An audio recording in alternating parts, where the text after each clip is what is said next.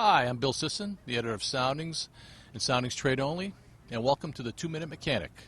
With me today is Soundings Technical Advisor Eric Clockers. Welcome, Eric. Thank you, Bill. We're at the Norwalk Boat Show, and it's been sunny most of the day and temperatures in the mid to upper 70s. It doesn't feel like winter's coming, but we know it's right around the corner, and with that comes fall winterization, which is the topic of this 2-Minute Mechanic. I know we have a limited amount of time here, but why don't you give the viewers your shorthand philosophy on the proper way to do winterization? What's really important? Well, there's three main points that we try to shoot for. We try to make sure that anything that moves stays moving by the springtime. And by move, you're talking about properly lubrication. Proper right? lubrication, greasing. If it's a steering system, it's got to move. If it's a throttle linkage, it's got to make sure it moves come summertime.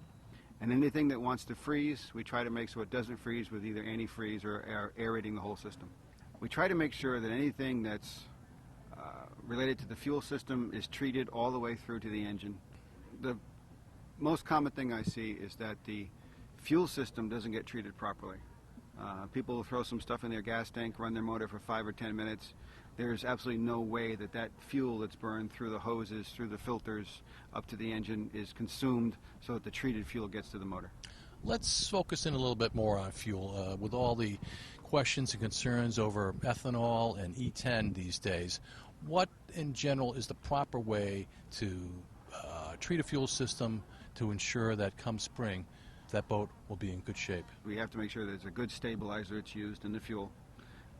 If you can't run your motor for a long period of time, treat the fuel that's in the fuel filters when you change them so that the fuel then gets transferred right to the engine and to the important parts for the wintertime. Well, Eric, thank you for joining me. Thanks for that advice. All right, I appreciate being here.